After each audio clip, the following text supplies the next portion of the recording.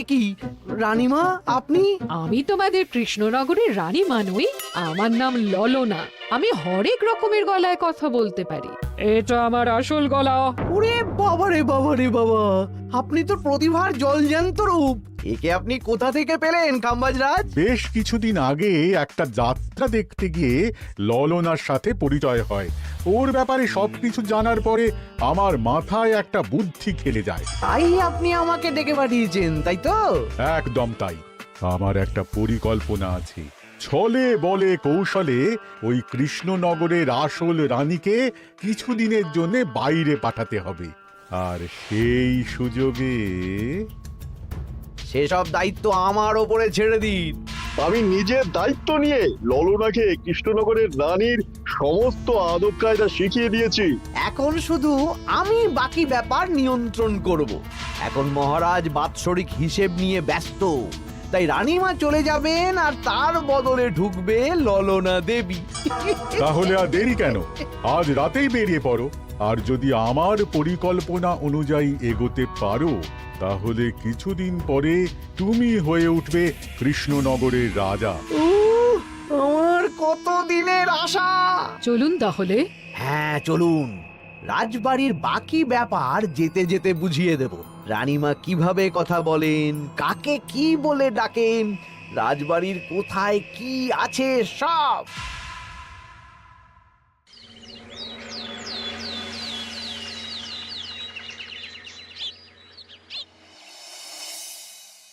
কি গো গিন্নি, জ্বরটা নেমেছে? এই জ্বরটা কমেছে, কিন্তু শরীরটা খুব দুর্বল গো। তুমি পারলে ভাতটা রান্না করে রাজবাড়ি যাও, আমি বেলার দিকে এই কিছু একটা তরকারি করব। না না গিন্নি, তোমাকে এই শরীরে রান্না করতে হবে না। আমি তরকারির সবজি কুটে রাখছি। হ্যাঁ, ওই পুটির মাকে বলে রাখবো, ও এসে রান্না করে দেবে। তাহলে তো ভালোই হয়, জ্বরে একেবারে শরীরটা দুর্বল করে দিয়েছে গো। হ্যাঁ, তুমি বিশ্রাম নাও গিন্নি, আমি রান্নাঘরে যাই। কি গোপাল আজকে এখনো এলো না? ও কোনোদিন সময় এসেছে মহারাজ? ওকে তাড়িয়ে আপনি একটা কাককে রাজসভায় রাখলেও সে সময়ে আসবে। আসলে গোপালের গিন্নির খুব জ্বর, আমি দেখে এসেছি। তাই হয়তো ওর গিন্নির সেবা শুশ্রূষা করতে গিয়ে গোপালের দেরি হচ্ছে। তোমাকে আর গোপালের হয়ে কাসুন্দি গাইতে হবে না। এই তোমরা থামো তো। একটু দেরি হয়ে গেল মহারাজ।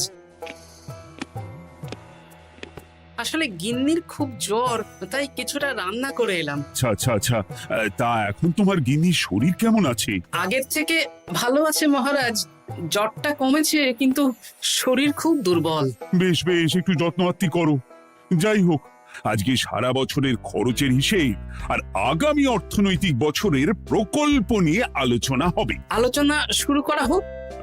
বিগত অর্থনৈতিক বছরে বিভিন্ন খাতে মোট খরচ হয়েছে 15,700 মোহর, আর বিভিন্ন কর বাবদ উপার্জন হয়েছে 22,000 মোহর। তাহলে তো মহারাজ ভালোই লাভ হয়েছে। এবার আমাদের দিকে একটু নয়ন মেলে তাকালেই হয়। সেসব তো দেখবই, কিন্তু তার আগে আমি মন্ত্রীর সাথে বিগত বছরের সব খরচ নিয়ে হিসেবে বসবো। হ্যাঁ, বেশিরভাগ দায়িত্ব তো মন্ত্রীমশাইয়ের কাঁধেই থাকে, তাই উনি কোনো হিসেবে জল দিয়েছেন কিনা সেটাও পরখ করে নেওয়া যাবে। এত কাজের চাপ যাচ্ছে কদিন, শান্তিতে ঘুমোতেও পারছি না। মন্ত্রী, তুমি আজ বিকেলে রাজবাড়িতে চলে এসো। বিগত অর্থনৈতিক বছরের হিসেবগুলো একবার দুজনে বসে মিলিয়ে নেব। আচ্ছা মহারাজ, যা করার তাড়াতাড়ি করে নিতে হবে। এখন দেরি করলেই এই বছরের প্রকল্পগুলো শুরু করতে দেরি হয়ে যাবে। মহারাজের জয় হোক। বলো প্রহরী, তুমি কি কিছু বলবে? মহারাজ, একজন কালো চাদর মুড়ি দেওয়ার লোক এলেন আর আমার হাতে এই চিঠিটা ধরিয়ে দিয়ে চলে গেলেন। এই গরমে চাদর মুড়ি? অদ্ভুত লোকটা। কি রে বাবা? সর্বনাশ! কি হলো? তোমাদের রানীমার জ্যাঠামশাই খুব অসুস্থ, তাই পরিবারের সবার সাথে দেখা করতে চান। ও মা গো! আজ সভা এখানেই শেষ। এইবার শুরু হবে আসল খেলা। কি বলছেন মহারাজ? হ্যাঁ রানী। আমাকে এক্ষুনি জ্যাঠামশাইয়ের কাছে যাওয়ার বন্দোবস্ত করে দিন মহারাজ। কিন্তু রানী, তোমার জ্যাঠামশাইয়ের বাড়ি কৃষ্ণনগর থেকে ঘোড়ার গাড়িতে গেলেও তো 1.5 দিন সময় লেগে যাবে। এদিকে আমার এত কাজের চাপ। আপনি বরং কয়েকদিন পরে আসুন, আমাকে এক্ষুনি যেতে হবে মহারাজ। বেশ বেশ, আমি তোমার যাওয়ার ব্যবস্থা করছি। সাবধানে যেও রানী, আমি 2-3 দিনের মধ্যেই আসছি।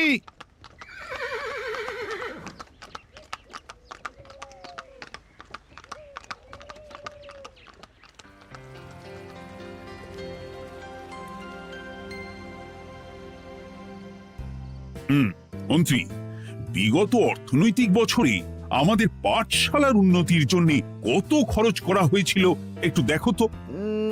সব মিলিয়ে মোট 150 মোহর মহারাজ। কিন্তু আমার এখানে তো 170 মোহর দেখাচ্ছে। 170 মোহর? তা কি করে হয়? একই রানীমা, আপনি ঘোড়ার গাড়ি করে গেলেন আর হেঁটে চলে এলেন? সে আমার ব্যক্তিগত ব্যাপার, তুমি তোমার কাজ করো।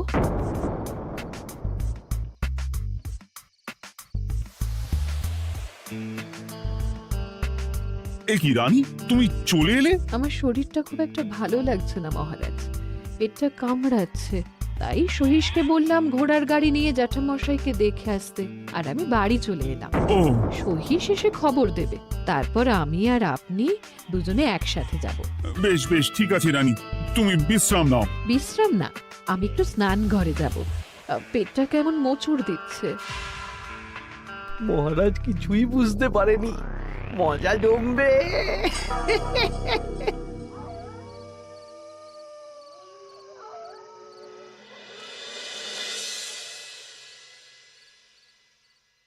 এ কি রানী, তুমি তোমার সব গয়না গাটি বের করছো কেন? আমার আর এই পুরনো নকশার গয়না পছন্দ নয় মহারাজ। ভাবছি কালকে সকালবেলা এই গয়নাগুলো শ্যাকরাকে দিয়ে শহুরে নকশায় নতুন গয়না বানাবো। কিন্তু এগুলো তো তোমার সবই পছন্দের গয়না। কিন্তু মহারাজ আমি ভেবে দেখলাম এই গয়নাগুলো সবই বড্ড ভারী গয়না। আমি শহুরে আধুনিক নকশার হালকা গয়না পরবো। এমনিতে জ্যাঠামশাইয়ের শরীরটা ভালো নেই, মনটাও ভালো নেই, ও, পেটটা কেমন মোচড় দিচ্ছে। আমি আরেকবার স্নান ঘরে যাব।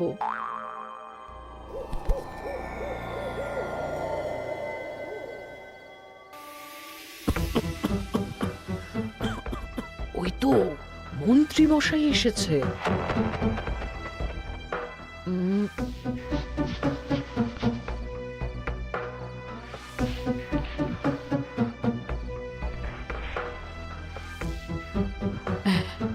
এই রাজ্যে গোপাল আমার শত্রু। কালকে থেকে গোপালকে খাটাবে।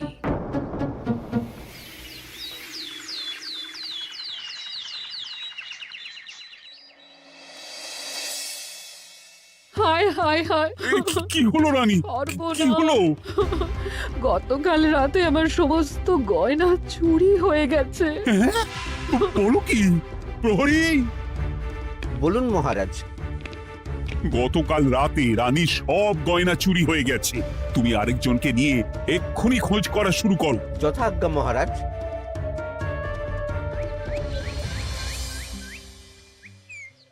আমার সব গয়না চুরি হয়ে গেল, এবার আমি কি করব? রানী তুমি কেঁদো না, সেই সকাল থেকে কেঁদেই চলেছ।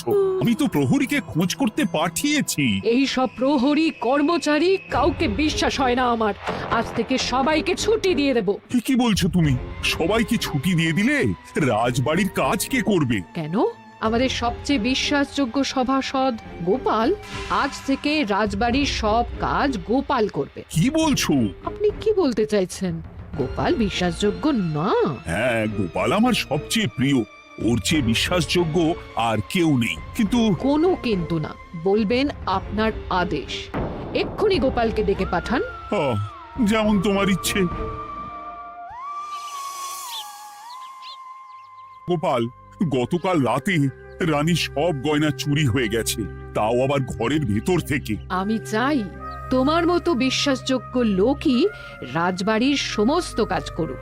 মানেটা ঠিক বুঝতে পারলাম না রানীমা। মানে আমি রাজবাড়ির বেশিরভাগ কর্মচারীকে ছুটি দিয়ে দিচ্ছি, তার বদলে রাজবাড়ির কাজ করবে তুমি। কিন্তু কোনো কিন্তু না। রাজসভার ভাড়ামো অনেক হয়েছে। এবার থেকে তোমার কাজ বাসন মাজা, ঘর মোছা, কাপড় কাচা, পুরো রাজবাড়ি ঝাঁট দিয়ে পরিষ্কার করা। এই সেরেছে। যাও, রান্নাঘর থেকে বাসন নিয়ে পুকুর পাড়ে গিয়ে বাসন মাজবে। এ কি গোপাল, রাজসভা থেকে সোজা পুকুর পাড়ে? এ কি হয়েছে নাকি? হ্যাঁ, খুব হাসি পাচ্ছে না? হাসি তো পাবেই। নতুন রানীমা আসার পরে তোমার এই হাল করে ছেড়ে দিল। নতুন রানীমা? না, আসলে ঘটা বলতে চাইছে রানীমা তোমাকে নতুন চাকরি দিয়ে এই হাল করলো। ও যা হয়েছে ভালো হয়েছে, আমার পেছনে না লেগে নিজের কাজ করুন, যান। কোথায় কি বলতে হয় জানিস না নাকি? অভ্যেস নেই তো, তাই মুখ ফসকে বেরিয়ে গেছে।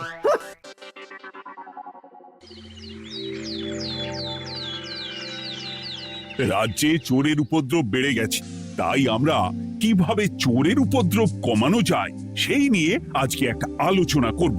কিন্তু মহারাজ, রাজসভায় এখনো তো সবাই আসেনি। এই তো এসে গেছি। ওই রাজবাড়ির জামা কাপড় কাচ্ছিলাম। এ কি, গোপাল এখন রাজবাড়ির জামা কাপড় কাচে? হ্যাঁ, সেসব করতে গিয়ে আমার নিজের জামা কাপড়ই ভিজে গেল, তাই বদলে এলাম। মহারাজ, রানীমা ঘোড়ার গাড়ি করে এসেছেন। মানেটা কি? রানী তো রাজবাড়িতেই আছে। এ কি মহারাজ, আমি প্রহরীদের কাছে শুনলাম আমার মতন দেখতে কেউ রাজবাড়িতে উড়ে এসে জুড়ে বসেছে। মানে তুমি তো আগেই চলে এলে। কি কাণ্ড! এই কে? শুনলাম আমার মতন দেখতে কেউ এসেছে। ও আচ্ছা, আপনি। তা কি চাই আপনার? বোঝো কাণ্ড, একরকম দেখতে একরকম গলা। এ বলে আমি আসল, ও বলে আমি। হায় হায় হায়, আসল নকল বোঝাই দায়। একটা নয়, দুটো রানী। আমার জ্যাঠামশাই একদম সুস্থ। এই মহিলা নিশ্চয়ই ভুয়ো চিঠি দিয়ে নিজের রাজবাড়িতে ঢোকার সুযোগ খুঁজছিল। একদম বাজে কথা বলবেন না। আপনি কে সত্যি করে বলুন। সমস্যা সমস্যা, ঘোর সমস্যা। আমার কোনো পাণ্ডিত্য দিয়ে বুঝতে পারছি না কে আসল আর কে নকল। আমি আসল, বিশ্বাস করুন। আমি তো এই মাত্র এলাম। না, আপনি নকল, আমি আসল। কিভাবে বুঝবো? আমি বলবো মহারাজ, এই যে এই রানী আসল। হ্যাঁ, কিন্তু মন্ত্রীমশাই, আপনি কি করে বুঝলেন? না মানে এই রানীমা তোমার উপরে এত ভরসা করে রাজবাড়ির কাজ করাচ্ছেন, কাউকে বিশ্বাস করেননি, একমাত্র তোমাকে বিশ্বাস করেছেন।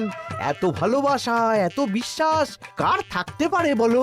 মানে গোপাল, তুমি রাজবাড়ির কি কাজ করছো? বাসন মাজা, ঘর মোছা, বাগান পরিষ্কার, অনেক কাজ করছি রানীমা।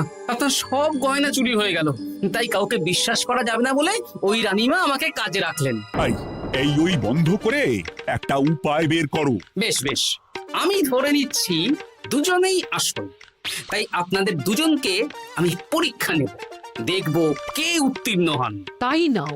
আপনারা দুজনেই তো সেনাপতিকে চেনেন, বলুন তো সেনাপতির আসল নাম কি? সনাতন সেন। আচ্ছা, আপনাদের বাপের বাড়ি কোথায়? বিজয়গড়। দূর দূর, গড়গড় করে সবই বলে দিচ্ছে। এভাবে হবে না, অন্য কোনো উপায় ভাবো। বেশ, সেনাপতি তলোয়ার দাও তো। দিচ্ছি। এই নিন, এই তলোয়ার দিয়ে মহারাজকে মেরে ফেলুন। আপনাদের মধ্যে কে মারতে চান বলুন। এসব তুমি কি বলছো গোপাল? মহারাজ আমার পতি পরমেশ্বর, ওনাকে আমি মারতে পারি? আমি স্বপ্নেও ভাবতে পারিনি গোপাল তুমি এই জঘন্য কাজ আমাকে করতে বলবে। আমি নিজের প্রাণের আহুতি দিতে পারি, কিন্তু মহারাজের গায়ে একটা আঁচড়ও দিতে পারবো না। উফ, খাম্বাজরাজ বেছে বেছে এক ধুরন্ধর নারীকে পাঠিয়েছেন, কোনো জবাব নেই। আমি বুঝতে পারছি না মহারাজ, এনাদের হাবভাব, কথাবার্তা, রূপ সবই একরকম। তবে যিনি ঘোড়ার গাড়ি চেপে এখন ফিরলেন, তিনি আসল হলেও হতে পারেন। আমি আসল, বিশ্বাস করুন। বললেই হলো? আসল হলে প্রমাণ করুন। বেশ, আজকে আর মাথায় কিছু আসছে না, আমি কাল আসবো। ততক্ষণ আপনারা দুজনে রাজবাড়ির দুটো ঘরে থাকুন। কি ছক মারিতে পড়লাম রে বাবা।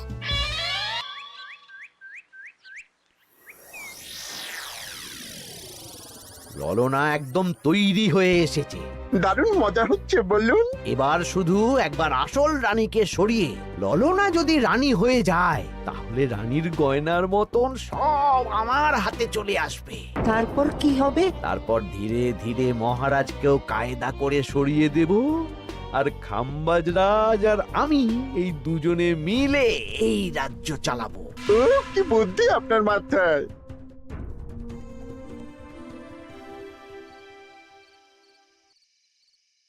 বলছি শোনো না, আমার শাড়িটা একটু ছিঁড়ে গেছে গো।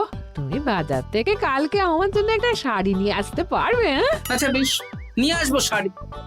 শাড়ি শাড়ি শাড়ি, এই তো মাথায় বুদ্ধি এসেছে।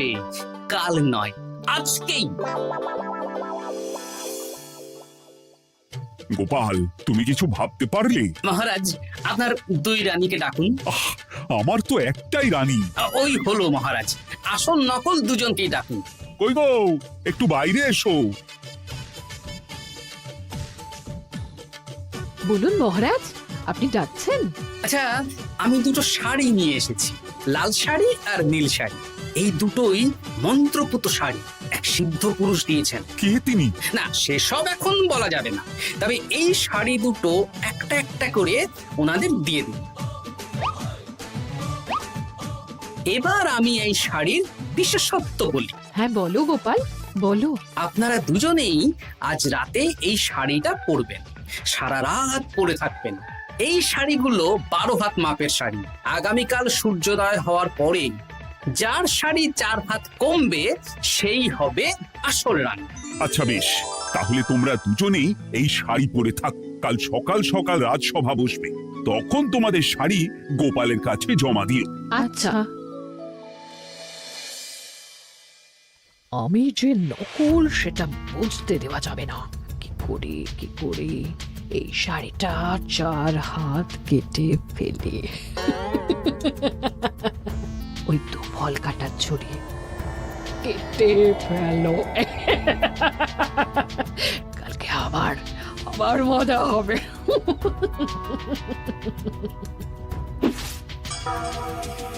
হে ঠাকুর, রক্ষা করো ঠাকুর, আমার শাড়িটা যেন 4 হাত কমে যায়। ঠাকুর রক্ষা করো।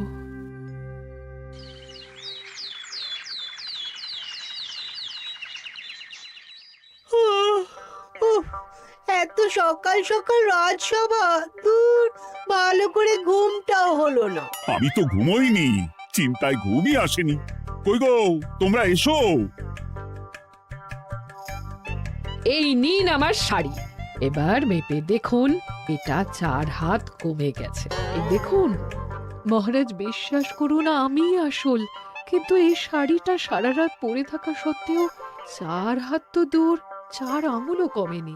লাল শাড়িটাই ছোট মনে হচ্ছে। তাহলে তুমি আসল? উফ, বাবা, বাঁচা গেল। আয়, কে আছো? এই নকল রানীকে কারাগারে বন্দি করো। দাঁড়ান মহারাজ, বন্দি করতে হলে যার শাড়ি 4 হাত কমে গেছে তাকে বন্দি করুন। কেন? আমার শাড়ি তো 4 হাত কমে গেছে। শর্ত অনুযায়ী যে আসল তার শাড়ি তো 4 হাত কমবে না, আপনি ধরা পড়ে গেছেন নতুন রানীমা। এগুলো কোনো মন্ত্রপুত শাড়ি নয়, এগুলো আমার পরিকল্পনার প্যাচ। আপনি নিশ্চয়ই নিজেকে আসল প্রমাণ করার জন্য শাড়িটা কেটেছেন। না মানে, না না না, তাহলে কমলো কি করে? না মানে হয়ে গেল।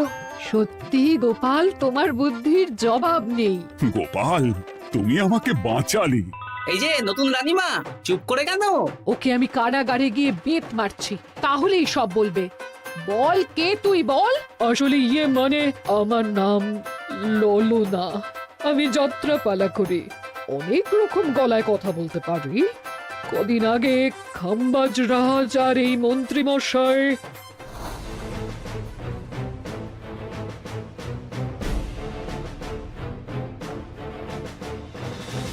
বাহ বাহ বাহ বাহ বাহ, এ তো দেখছি ললনার ছলনা। তার মানে রানীমার গয়না? ওগুলো তো সব মন্ত্রীকে দিয়েছে, জানলা দিয়ে কাপড়ে পেঁচিয়ে নামিয়ে দিয়েছি। মন্ত্রী, তোমাকে আমি শুলে চড়াবো। ভুল হয়ে গেছে মহারাজ, আমাকে ক্ষমা করুন। প্রাণে মারবেন না, সব গয়না ফেরত দিয়ে দেবো মহারাজ। তুমি শত্রু রাজ্যের প্ররোচনায় এত বড় ক্ষতি করতে চেয়েছিলে? ক্ষমা করুন মহারাজ, ক্ষমা করুন। সেনাপতি, মন্ত্রীকে 1000 বার বেত্রাঘাত করো। আর এই ললনার কি হবে? আমি অনেক দিন ধরে বাড়িতে একটা কাজ করার লোক খুঁজছি, ওনাকে পাঠিয়ে দিন। আমার গিন্নি শুয়ে বসে থাকবে আর উনি খাটবেন। নয়, হ্যাঁ, ললনার ছলনা ভেস্তে গেল।